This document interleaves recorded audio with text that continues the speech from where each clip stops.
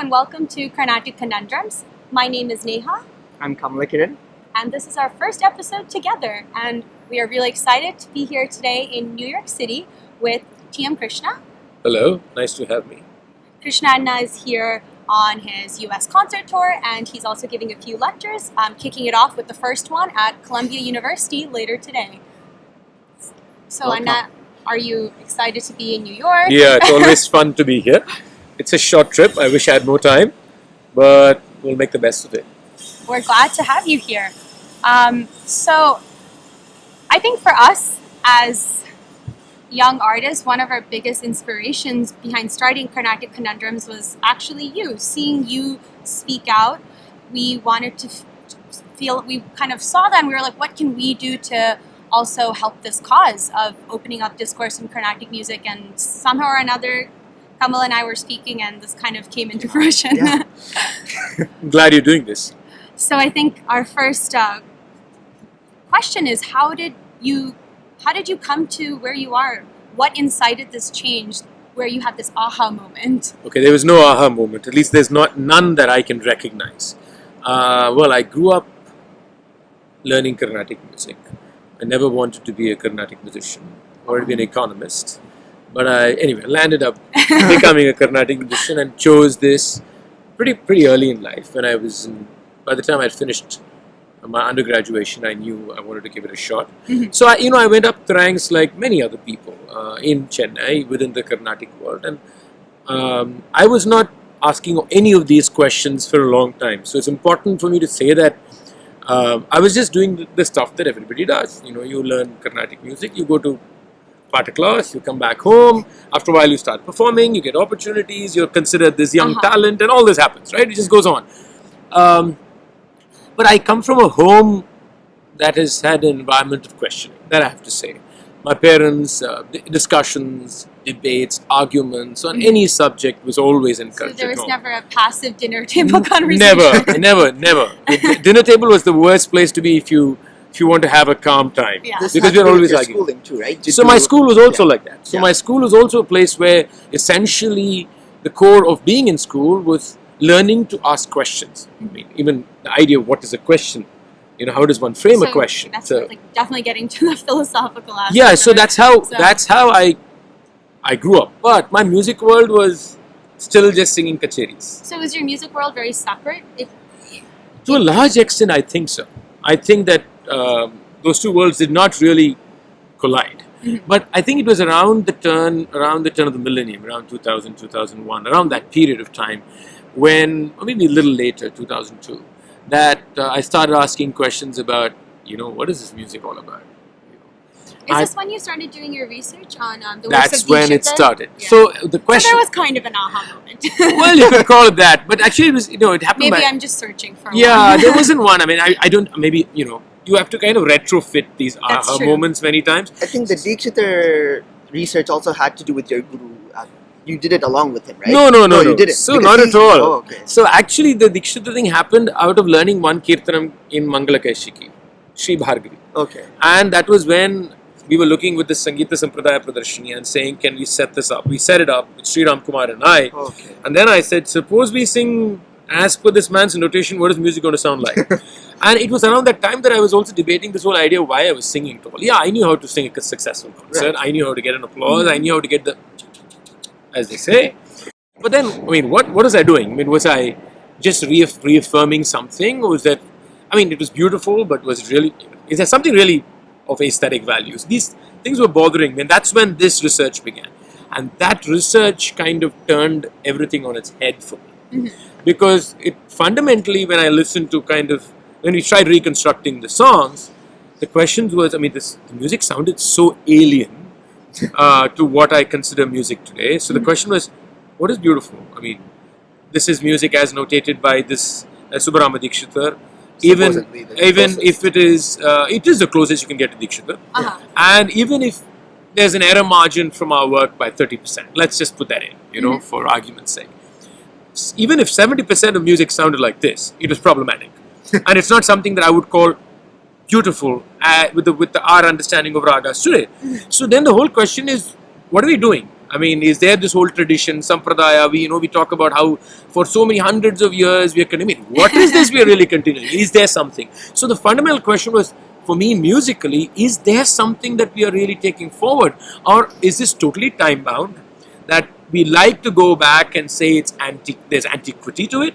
So that's when I started researching treatises, going back to the Natya Shastra, looking at all these documents, and then you realize very soon that a musicological question cannot be musicological. It is political and it is social, and unless you're willing to grapple with the politics and society, you can't understand why we sing what we sing, why we don't sing so many things, why you and I listen, why the other person doesn't listen. Right. I mean, so it kind of, can I just say that one question tumbled into another? So how did you musically adjust to this change in sound in terms of, you said it was very odd. Yeah, I think the first change for me was musical. Even all the political and social discourse came much later. For me, first it was about singing this music. So after a while, I started pondering about this whole idea of singing a concert. So what am I delivering? Am I delivering a kind of more or less contained idea of what the experience should be? And within which, yes, there is movement. I'm not saying there isn't, but it's still trapped in certain idea of completion. Like in Tamil, let's say, Kacheri keta mariya illani. Now, what does that mean? I mean, what does that really mean, So does and that also, value? just because that means something to one mommy or mama in the audience, is that What the everyone general feels, audience? right? Yeah. And if there is a consensus of what it should be, can't be questioned that consensus also. So that's when. But have we even, as a Carnatic music society, come to what that consensus is? I think there is a consensus. There is an experiential Unwritten consensus. rule type of There's thing. there is an unwritten experiential consensus. Of course, there are variants with the more Puritans may say something. All that's there, but overall, there is a feeling of what a Carnatic kacheri should be, not can be, but should be. And my question was, does this trap the music? So when we say we are sharing music, what's the role of performance in that? It's a question. Is performance a carrier, something that takes the music and shares it? Or after a point, does the performance itself become the music? Then what have we lost in between? So these questions, that's when I started fiddling around with the way we sang the concert, with the idea of the form. And the moment you change form, discomfort comes in, which means experience changes. So you mean even small things like sharing the same line with the mridangam and violinist rather than that traditional? Absolutely. Or even like the visual look. I mean, the visual actually came from that too. The whole idea of saying, when it's also a power structure. Right. The way we sit on stage is a power game. Yeah. It's not an aesthetic setup at all. It's a question of the person in the center being in command. There are some friends of mine who call the main artist, that itself, the word main artist, whatever, as the captain of the ship. And I don't know what that means. And I also think from a perspective, it doesn't even make sense for the mridangist to be there, because as the vocal, it's the violinist gets the best, I would say, view of the mridangist, but it should kind of be the vocalist if that person is the driver of the concert. And I always wonder what the ganjira or the gadam are doing right in the back. Your brief looks. And you're also immediately telling everybody who is important, who is unimportant. So one of the reasons I changed that was also a personal question for me. Was I willing to move away from the center? And I can tell you the first time I did it, I was very uncomfortable not sitting in the center. And I had to share space. And then there was nobody behind. So in a way, we became kind of like a semicircle. It's also a perception issue, right? So the moment the position changes, the audience perceives the person differently. The importance of their contribution, how they've contributed, you pay more attention. When the ganjira comes out, I mean, you can see it in a duet, in a violin duet. When the ganjira or gatam sits there, you can see two things. One, the audience sees them, and they themselves see their value as greater in the whole setup. So, I mean, that's part of the whole questioning process. It was also a question of, what is an alapana? I mean, what is an end? What do we do with it? What's a composition? Why is this certain compositions considered to be warm-ups? Why can't they be taken seriously? What is, all these things kind of one after another, and I just continue to experiment. I mean, I've not come to an end structure. Very important here is I am not saying that this is an alternative format.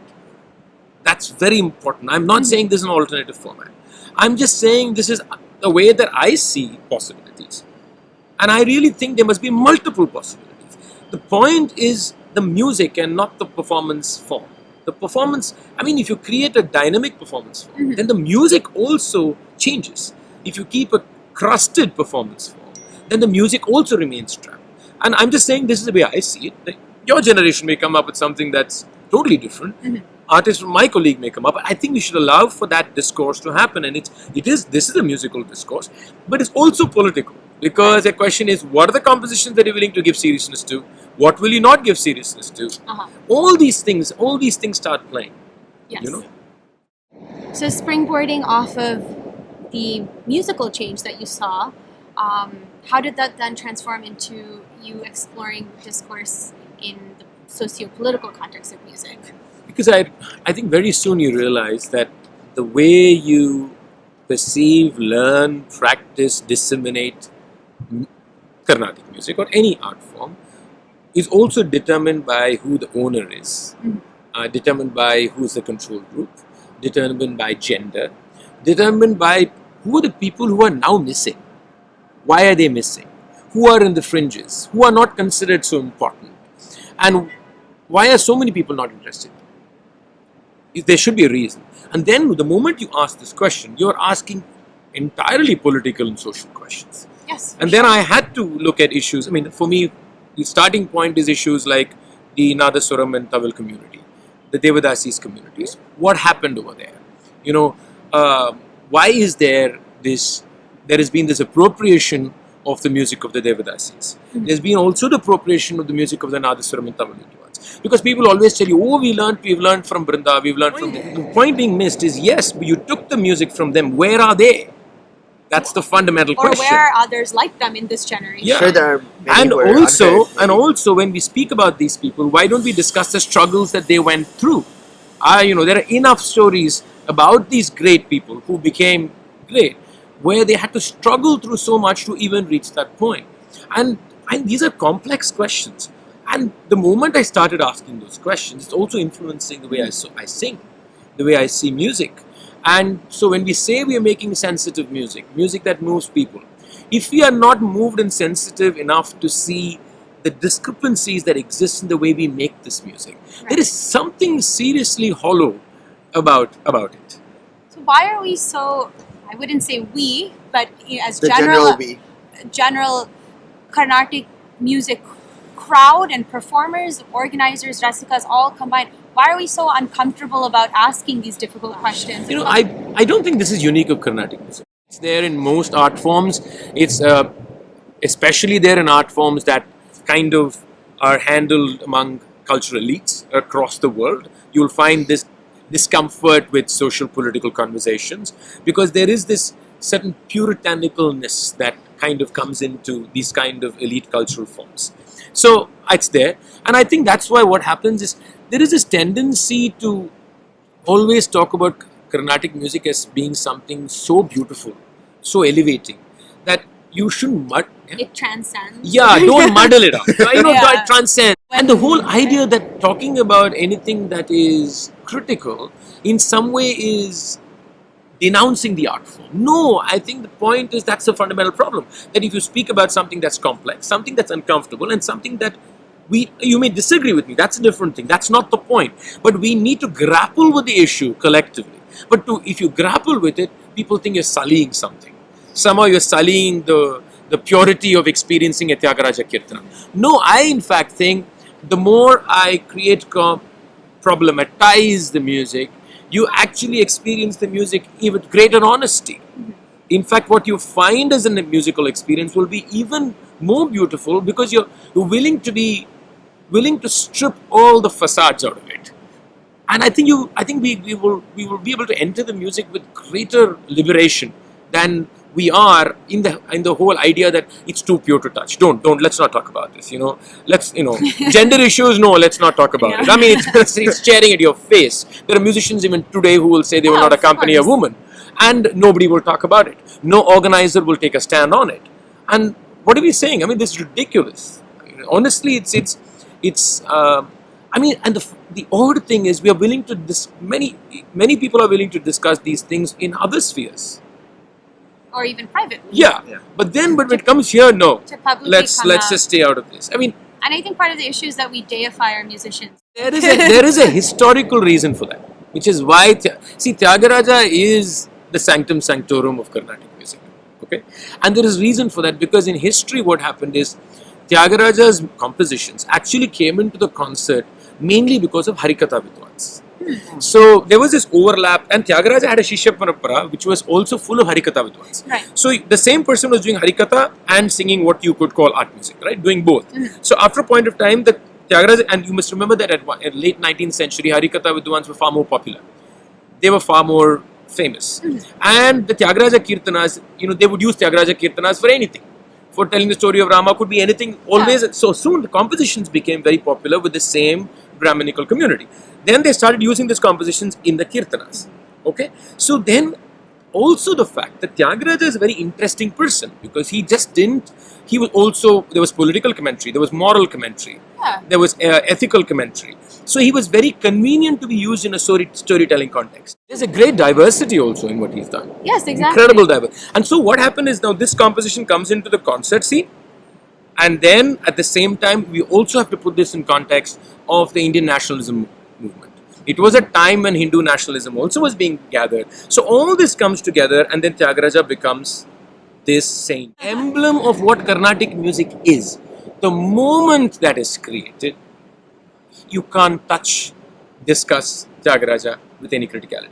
Dikshita did not have this Shishya Parampara and did not enter the concert circuit in this sense. If you look at Dikshita Kirtanams, when they start coming in, it's much later.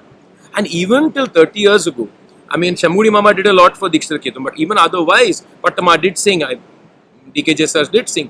But if you see the number of Dikshita compositions that were in the concerts, it is much less. So Dikshita becomes this. And also, who is really going to take on like a Sri Dakshinamurti casually, right? We already talked about the aesthetic value. Yeah. Very different. Yeah, and also the fact that that's an important point because the concert plan evolved around Tyagaraja's Kirtanas. Yeah. So we can't forget that.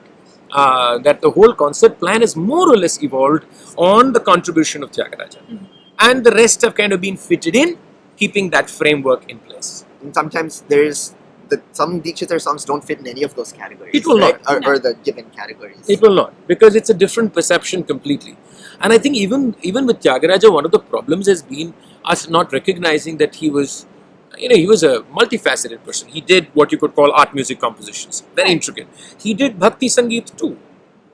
Okay, and therefore what we have done is we've kind of put everything together today in one lump, and therefore we are not able to differentiate this. And therefore in a concert everything appears. If you take compositions where for example, the same tune is there in every charana.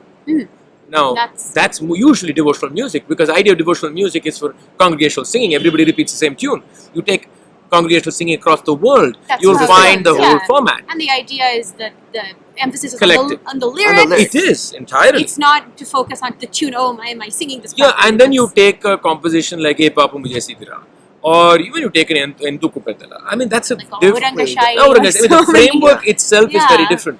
My point is we've also kind of conflated that. And since we have done that, we're unable to, find a separation and actually celebrate it.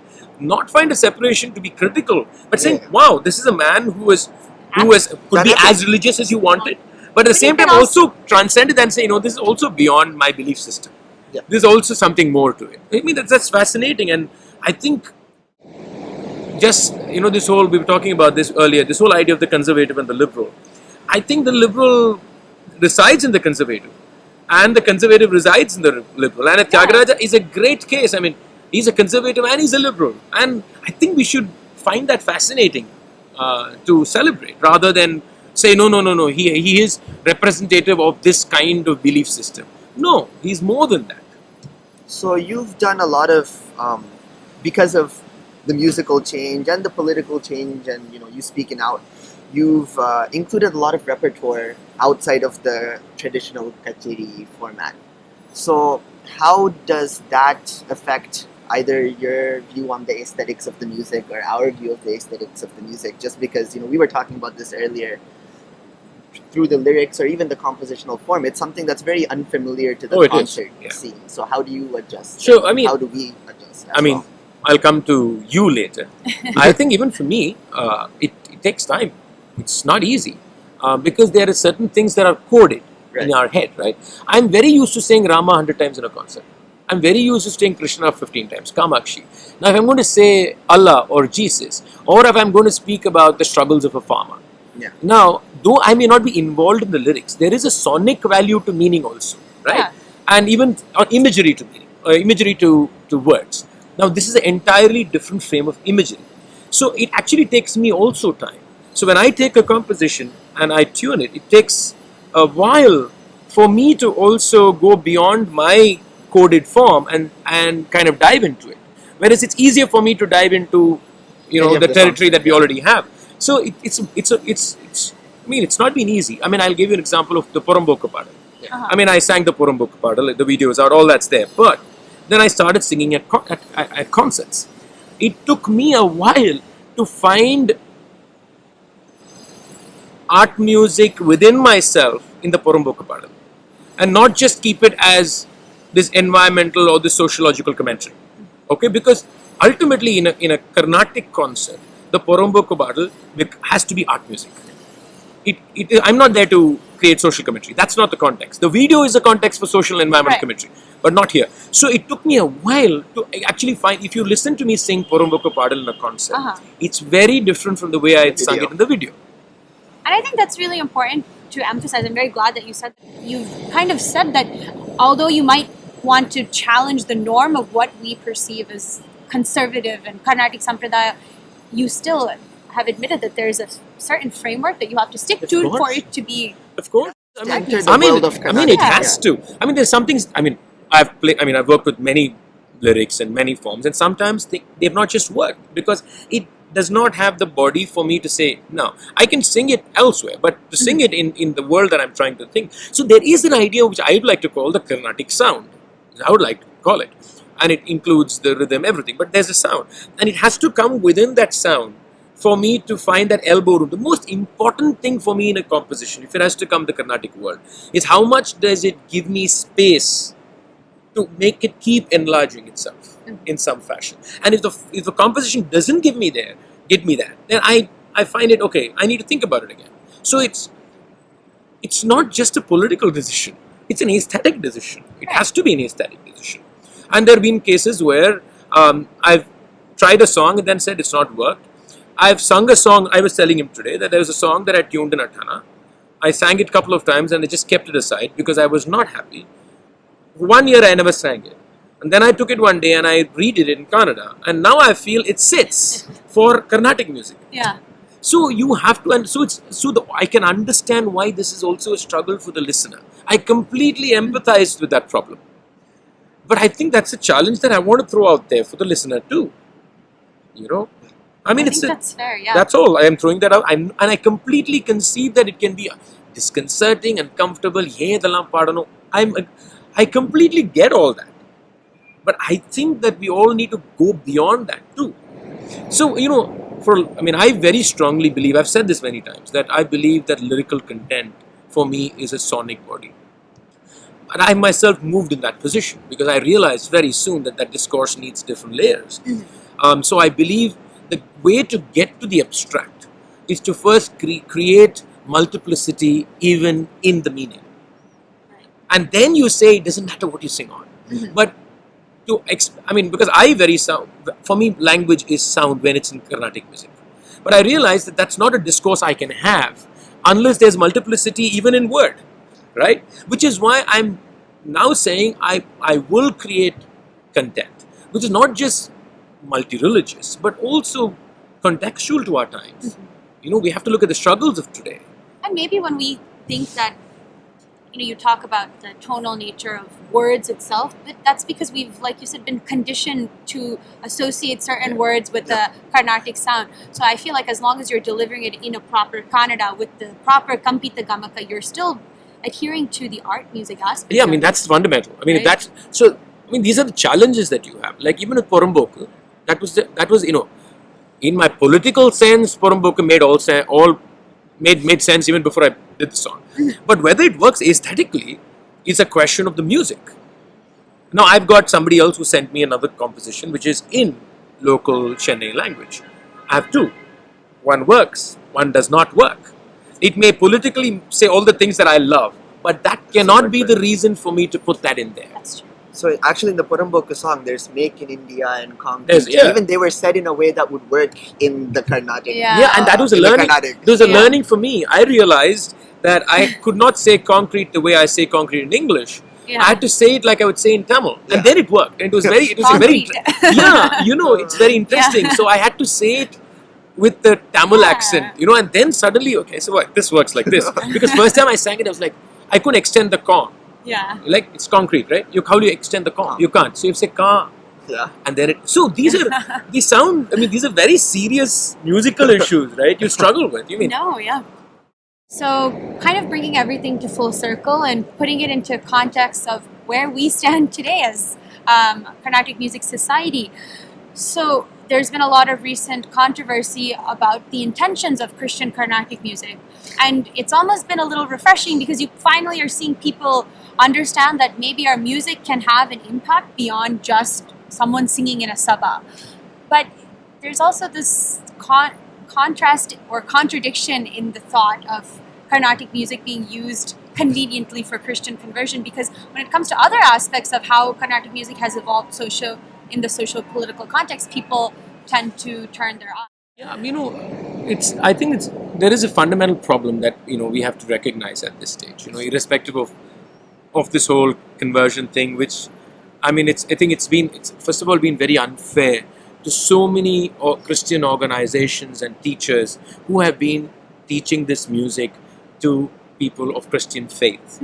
And they've been doing this for years and years. I know so many people. So it's been so unfair at one level to just paint everybody as being, maligning them as being some, conniving conspirators at this, without even actually going and listening to the work that they're doing. So actually it's been unfortunate at that level. And this whole idea that Carnatic music is going to get somebody to convert to Christianity, I'm willing to debate that any day, anytime. I think one of the things that we have to, somewhere agree, that yes, we talk about, we talk about the politics in music, but we are only willing to talk about the politics at the surface level. We are never willing to see how the political is part of the sound that we are listening to, about the experience that we are having. We always want to keep the experience floated somewhere and, untouched. So one of the problems is the political is always considered something that is outside it. That's one problem. The second is with regards to the present whole issue, I think, even I have said, there's Vedanayakam Pillai, there's Vedanayakam Shastri, there's Abraham Pandit. Okay.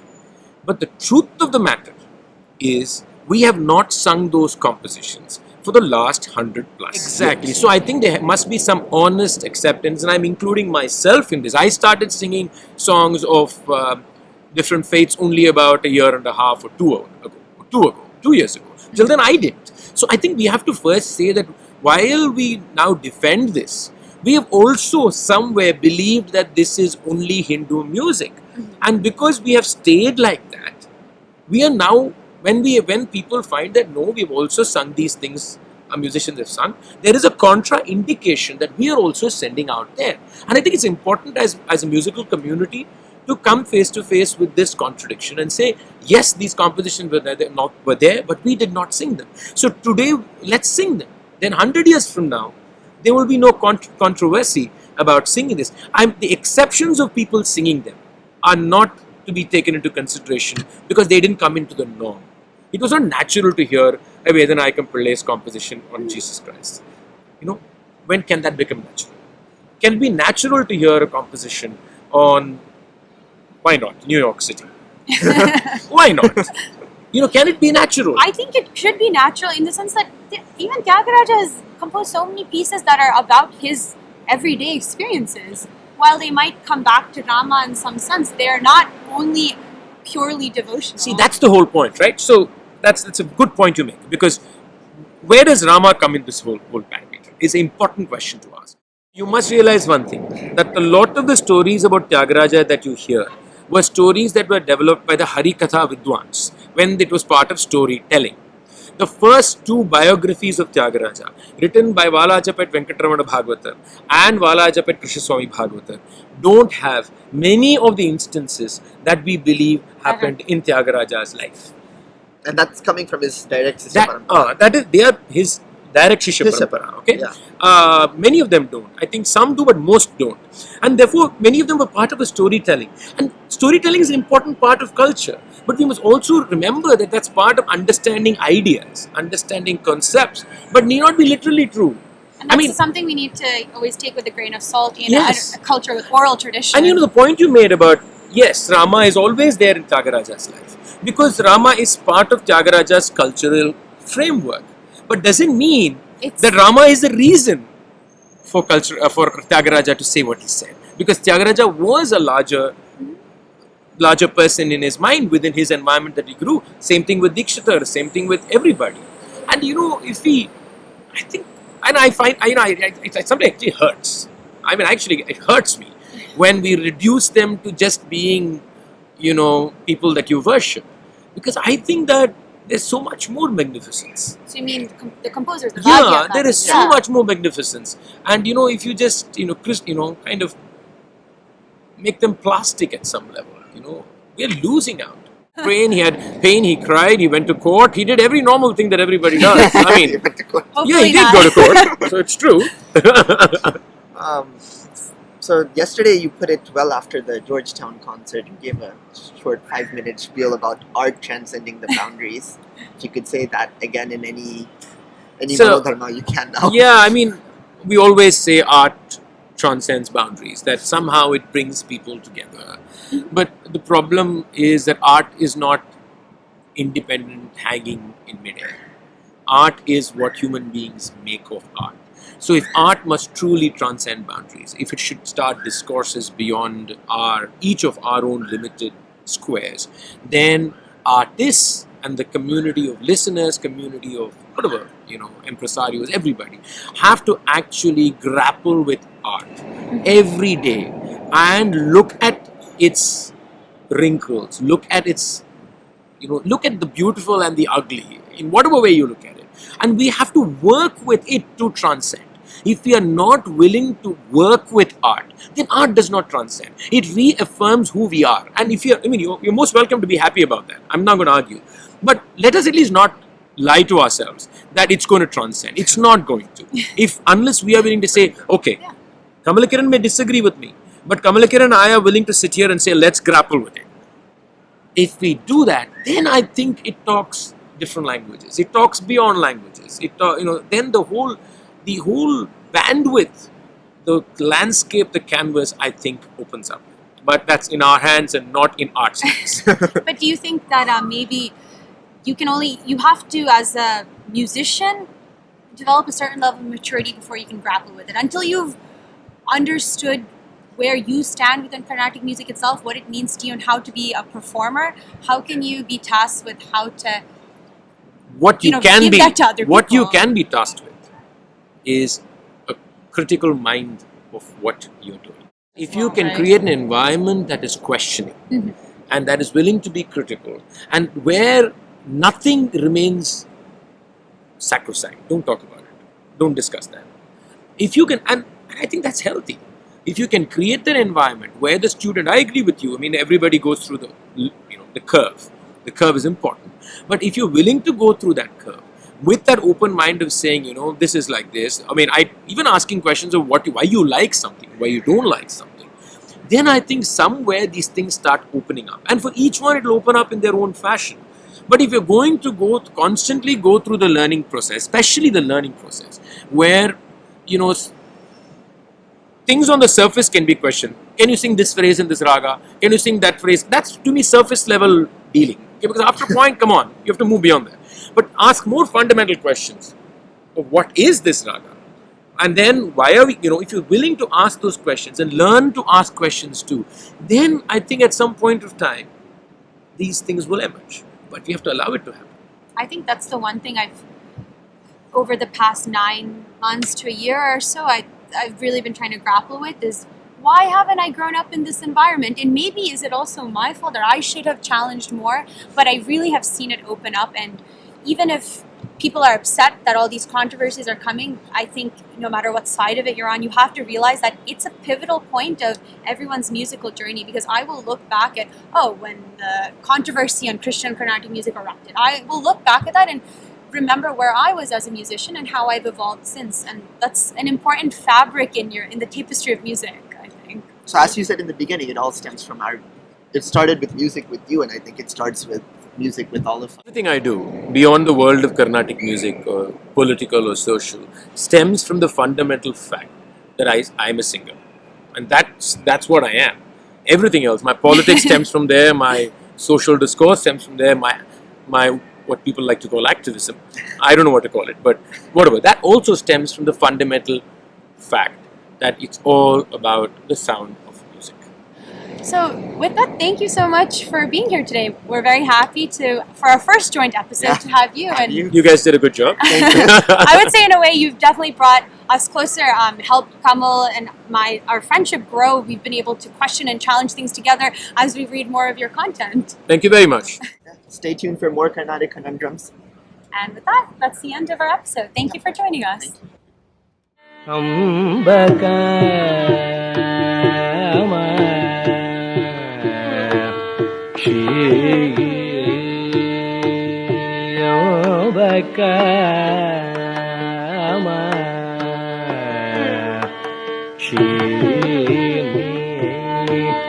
Padayugame stiramani ne yobaka